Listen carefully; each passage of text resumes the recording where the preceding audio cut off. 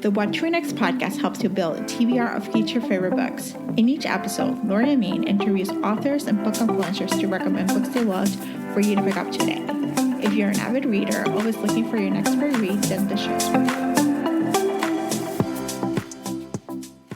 Hi, Sally. Welcome to What to Read Next podcast. Thanks for having me, Laura. So happy to have you here. Tell us a little bit about yourself. Okay, I'm Australian, as you can probably tell from the accent. I am probably best known for my first book, which is called The Hating Game, which was released in 2016 and has been adapted into a movie, which is, yay, so exciting. And I've got a new book coming out in September, on September 6th, and it's called Angelika Frankenstein Makes Her Match. All right, so let's chat about Angelika because it feels like it's a departure, but it's not about this book from your other contemporaries. Because this is like a little bit historical. It's a little bit, paranormal-ish, So talk to us about Angelika. Tell us the elevator pitch. Okay, well, I blame COVID lockdown entirely for Angelika. I was in the room that you can see me sitting in right now, and I was working on edits for my third book, Second First Impressions, but I kind of like to keep two projects running at the same time.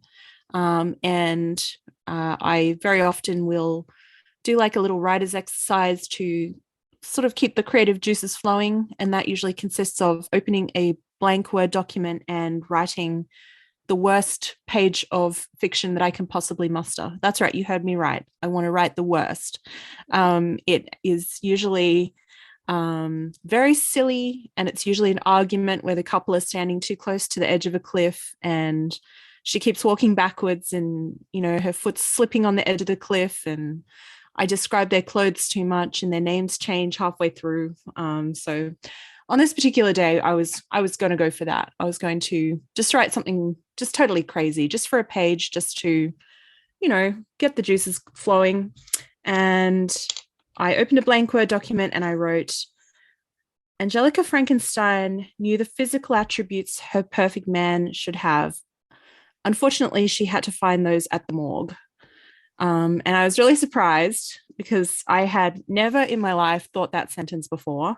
And my brain just did a random word generate and created that. And I thought, how do I know who Angelika Frankenstein is? And why does she spell her name with a K instead of a C?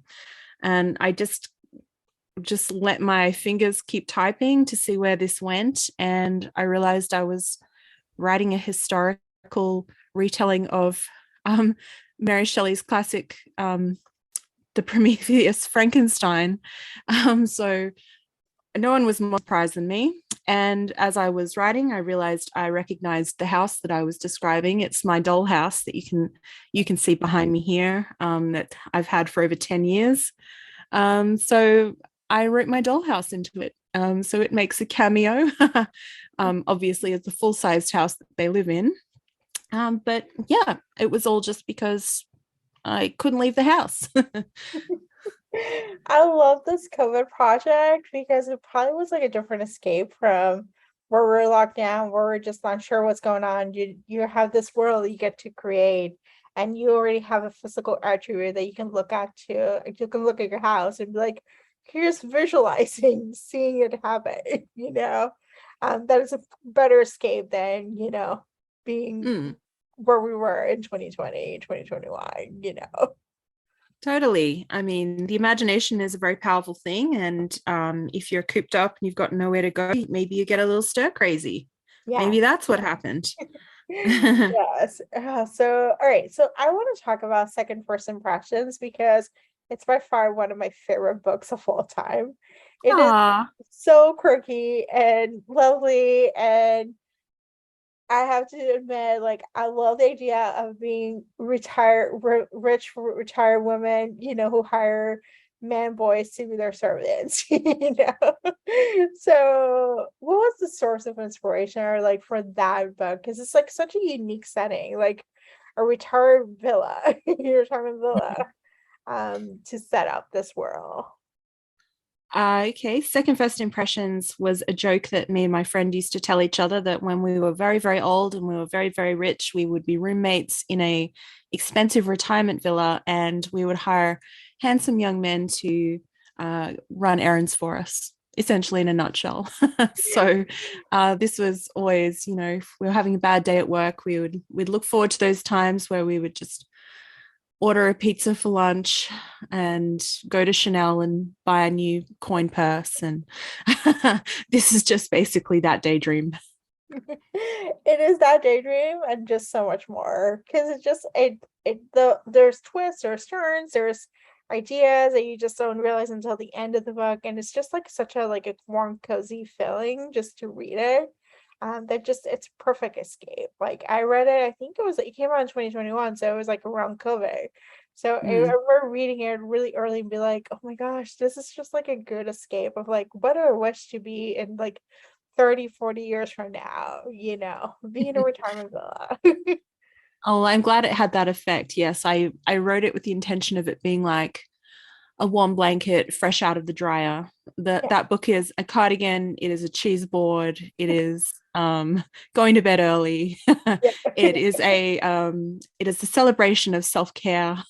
yeah, And it contains one of my favorite characters I've ever written, Teddy, who is a manic pixie dream boy. I loved writing a really open-hearted, sweet, um, a boy that's almost blown in on the breeze like Mary Poppins to yeah. change everyone's life. Yes. Oh, so good. All right. So the Hating Game was adapted to a movie. What was the process for you as an author seeing your work actually in a movie? Well, of course, it was very cool. The film option sold pretty early. So that often happens if a book is popular, I think. Mhm. But I didn't expect it to ever go any further to be developed. But they wrote the screenplay, which I had the opportunity to read, and I thought, wow, this is great. There's bits in here that I wish that I'd written in my book, Yeah. and I. I felt even more amazing when I woke up one morning to lots of text messages from people in the States. Obviously, I'm in Australia, I'm on a different time zone. So everything interesting that happens to me is when I'm asleep in bed. So I woke up to a lot of texts saying congratulations. I'm thinking, congratulations for what? Lucy Hale was attached to the project, which was surreal. She's literally perfect for the role. Like Yeah. you couldn't have picked anyone better. She is Lucy. And then COVID hit, and I thought, geez, we got so close. But luckily for me, I wrote a book that's really set in only a few key locations. So Mhm. they were able to create a COVID safe set, and they started filming it. It was unreal. I felt really far away because I couldn't travel. Australia had no flights in or out. So that's my only regret, that I couldn't visit the set, but I did a virtual set visit. And I would like to say my biggest takeaway from the whole experience, whilst it's of course really gratifying personally to see something, my creation on the screen, it was even more gratifying to see all those people working on the set and realizing that um, I created something that in turn gave other people their dream jobs. Mhm. And there were rails of wardrobe clothes, and there were guys rolling up cords. There were, set designers. And I thought, how cool. Like, I love being part of something bigger than me. And the movie was that. Oh, that sounds amazing. I love that takeaway. And now you can stream the movie, you know. It is a I have thing. my own custom made movie. Not many people can say that. So Yeah. So, and it can be like a comfort zone and a gateway for others to start reading again because they're like, must read the book now. So, and I noticed that quite a few more books are now being developed as yeah. movies. And for example, BCDF, who were the producers of The Hating Game, they're now producing The Unhoneymooners by Christina Lauren. And uh, like it's just cool. Like I just like to be um, I'm not going to say the first, but I Yeah. like to be I like to think that there are many, many more amazing movies to come. Yes. Well, I think in some ways you actually opened ground. Like you're in the wave of the rom-coms. Like The Hating Game was like an early rom-coms, and now it's like that's what we see. So it's kind of exciting that you're like opening up the way for more rom-com movies, to come up, because we haven't had that in like years. Like I miss the 90s and the early 2000s of rom-com era. So we need You're a this. bit too Are you a bit too young for that? No, I am 41. You're So in there? Okay. Yeah, I remember the rom-com boom in the 2000s, like the Bridget yeah. Jones Diary era. It was awesome. I love those kind of books, and I always loved the feeling that they gave me.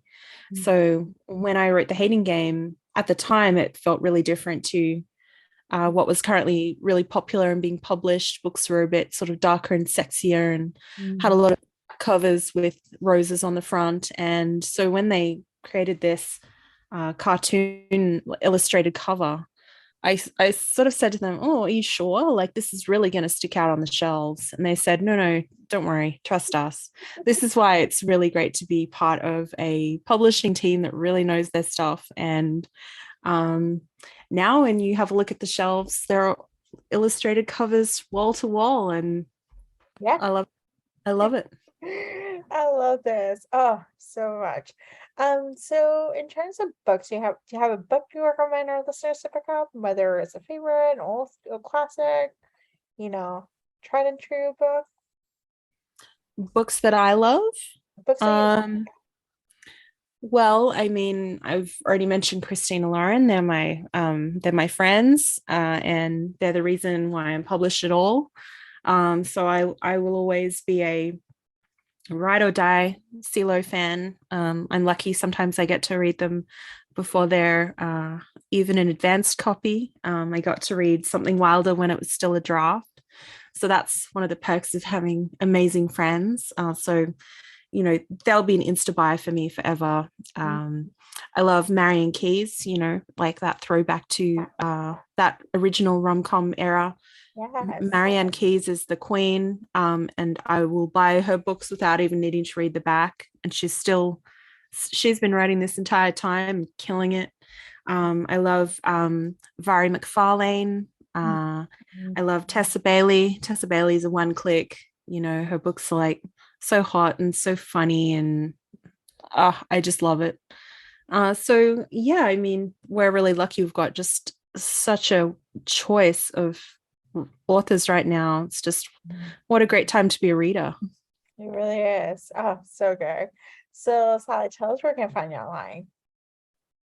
My website, sallythorneauthor.com. You can follow me on Instagram, Sally Thorne Author. Um, but I'm not on TikTok. I know that the Hating Game's, a big deal on TikTok, but I can't go there because I'll get too addicted. I'll never write another book. So thank you all for everyone who's making cute Hating Game TikToks. I love you guys. And yeah, I mean, I'm trying to stay offline as much as I Yeah. can to write another book, but you'll catch me occasionally. Awesome. Thank you, Sally, for being on the show. Oh, thanks so much, Laura. If you enjoyed this podcast, feel free to share with friends, subscribe, rate, and review the show. This is the easiest way to support the podcast. For a list of books mentioned and other romance recommendations, please visit watchyournextblog.com. Did you know you can purchase audiobooks directly from your favorite local bookstore? With LibraFem, you can pick up more than 250,000 audiobooks, including bestsellers and recommendations from real booksellers. You'll get the same audiobooks at the same price as the largest audiobook company, you know the name, but you'll be part of a different story, one that supports the local community. If you're new to audiobooks, they're the perfect way to squeeze more reading into your busy life. Listen with the free LibraFM app while you do your chores, walk the dog, relax at home. If you already love audiobooks and don't know what to listen next, check out recommendations from people who know the best booksellers. The Watch Your Next podcast has a special offer for our listeners. Get two audiobooks on LibraFM for the price of one with your first month membership. Use code WatchYourNext. The offer is valid only for new members in Canada and the US. Thank you so much for listening and have a great day.